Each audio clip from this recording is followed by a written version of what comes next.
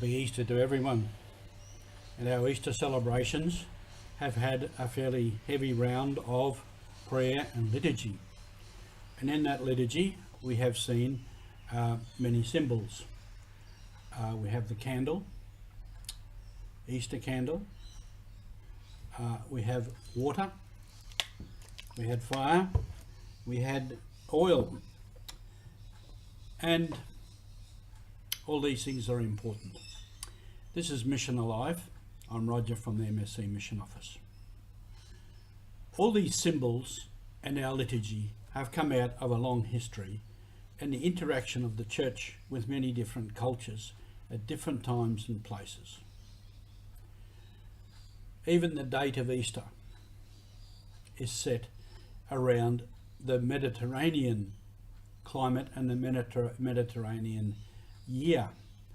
And originally in a pagan Greek culture there was the Feast of Brumalia, and this celebrated the new life of spring.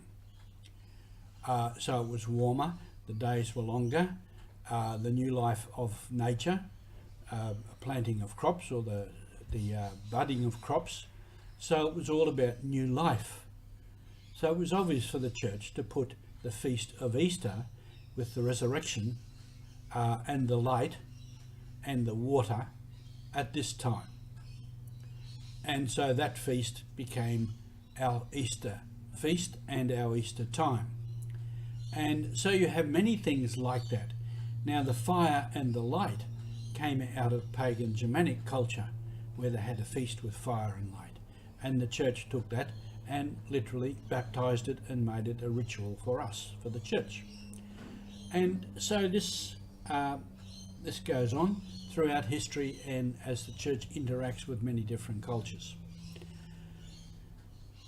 And this process is also called enculturation, where not only does the gospel come into a culture and penetrate into the culture, but it takes things from the culture and marries the two together.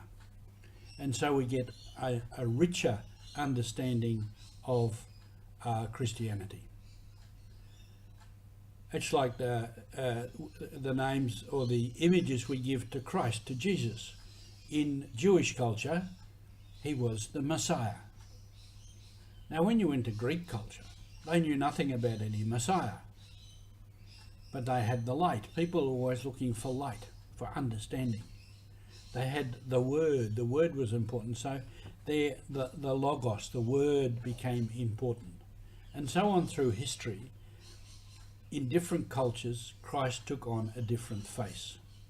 In the Melanesian culture, he's very much the chief, or the big man, because these were the leaders, these are the leaders of the people.